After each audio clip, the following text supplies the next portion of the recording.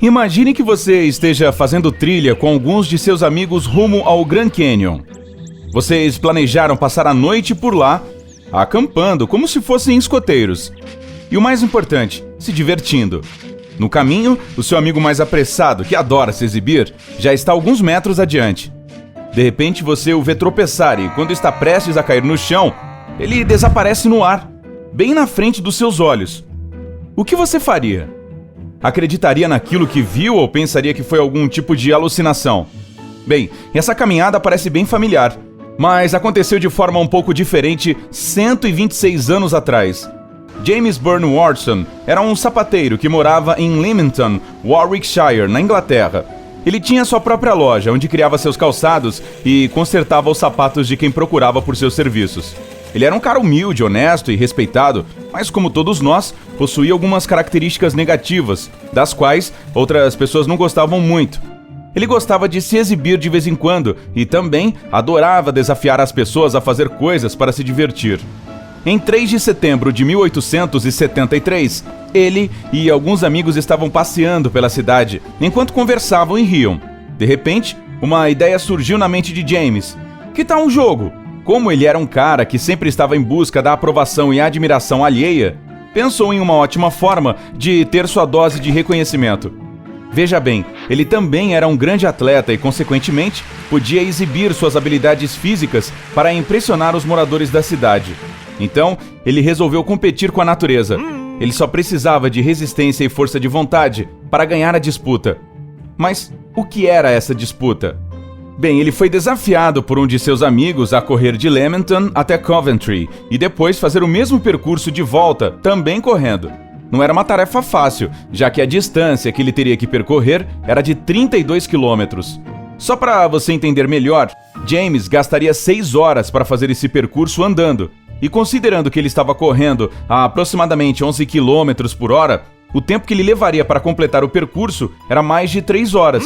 Não, ele não era o super-homem e faria pausas para recuperar o fôlego. Como não era de fugir de desafios, ele ouviu a proposta com atenção e respondeu corajosamente: "Desafio aceito!"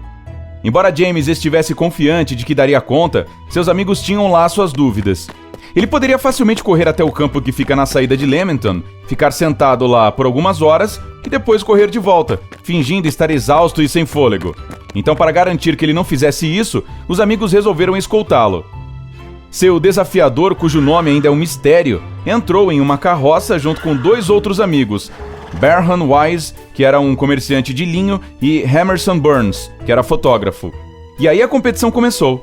James Watson estava correndo em um ritmo constante, enquanto seus amigos o seguiam dentro da carroça. Ele conseguiu percorrer diversos quilômetros com facilidade, sem nem parecer cansado. Quem olhava para ele achava que essa maratona era mamão com açúcar.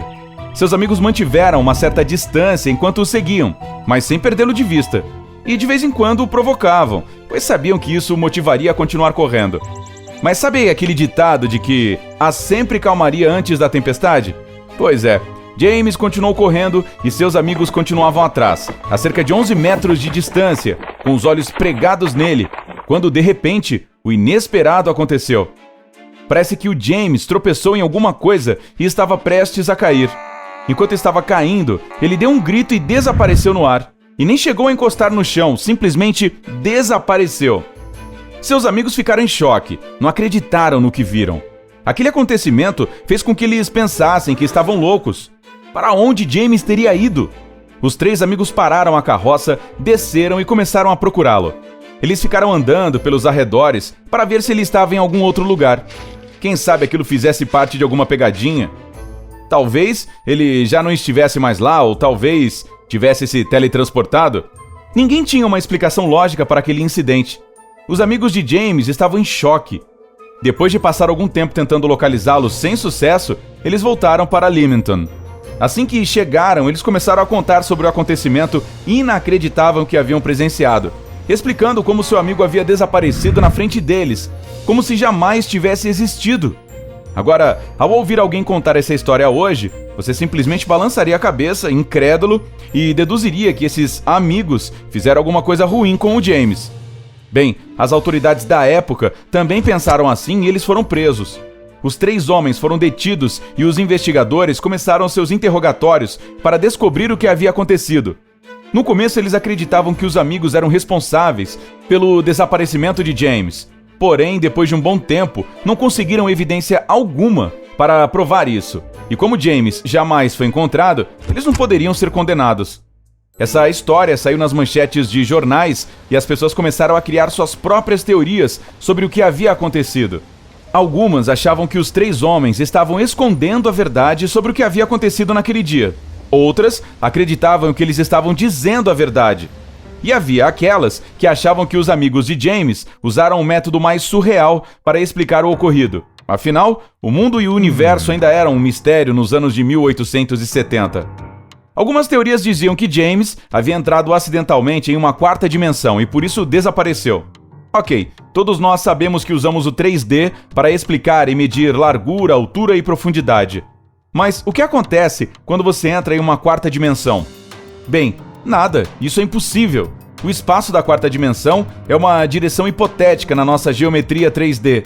Ela é usada pelos matemáticos para explicar alguma coisa usando dimensões espaciais. Então, um humano entrando em uma dimensão imaginária é algo impossível de acontecer.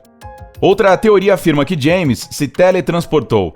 Enquanto corria para seu destino e para vencer o desafio, ele se transportou para um lugar diferente, talvez até para outro país. Isso quer dizer que ele superou suas habilidades e venceu a corrida? Brincadeirinha. Mesmo que as pessoas acreditassem em teletransporte na época, isso certamente não é possível nos tempos atuais. Contudo, o teletransporte quântico existe e é um fenômeno bastante interessante, mas isso é outra história. Mas então, o que aconteceu com James? Será que isso tudo tinha sido imaginação deles? A resposta não é tão simples assim e vamos falar sobre ela daqui a pouquinho.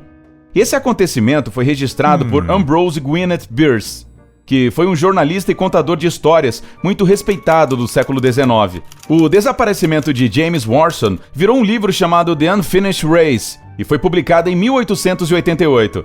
Não há provas de que James Watson foi um personagem de ficção. Não podemos nos esquecer de que Bierce, o escritor da história, sempre esteve investigando algum acontecimento estranho, e foi isso que o fez ser reconhecido por seu jornalismo de excelência. Mas é aí que está um fato interessante.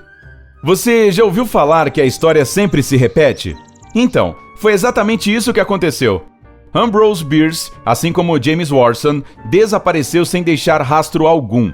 Quando estava prestes a completar 72 anos, esse famoso escritor viajou para o México. Lá, ele conheceu o revolucionário Francisco Pancho Villa e se juntou a ele como observador. Em 26 de dezembro de 1913, Ambrose escreveu uma carta para um de seus amigos mais próximos e colega de trabalho, a jornalista Blanche Partington. Ele narrou tudo para ela, por onde esteve, o que estava fazendo na época. No fim da carta ele escreveu: "Quanto a mim, parto amanhã para um destino desconhecido." E essa foi a última vez que alguém teve notícias dele. Houve até uma investigação oficial sobre seu desaparecimento, e muitos dos homens de Pancho Villa foram interrogados, mas foi tudo em vão. Depois disso, todos ficaram sabendo sobre o desaparecimento de Bierce, e com isso, muitas teorias surgiram. Uma delas dizia que ele havia sido visto pela última vez em Chihuahua, no México, em janeiro de 1914. Outra dizia que ele nunca esteve no México. Uma, em particular, indica que Ambrose Bierce jamais escreveu carta alguma para sua amiga. Isso porque a carta nunca foi encontrada. A única coisa que existia era um caderno que pertencia à secretária dele. No caderno havia um resumo de uma carta, a qual afirmava que a carta havia sido destruída antes de ser enviada. A história continuou ganhando mais e mais popularidade.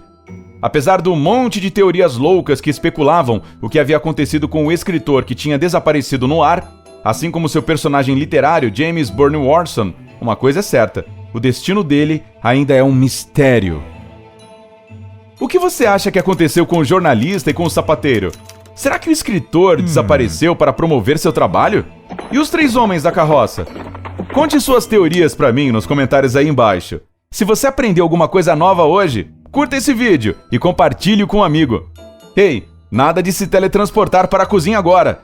Deixe o lanchinho para depois e assista mais um dos nossos 2000 vídeos. Basta escolher o da esquerda ou da direita, clicar e aproveitar. Junte-se a nós no lado incrível da vida.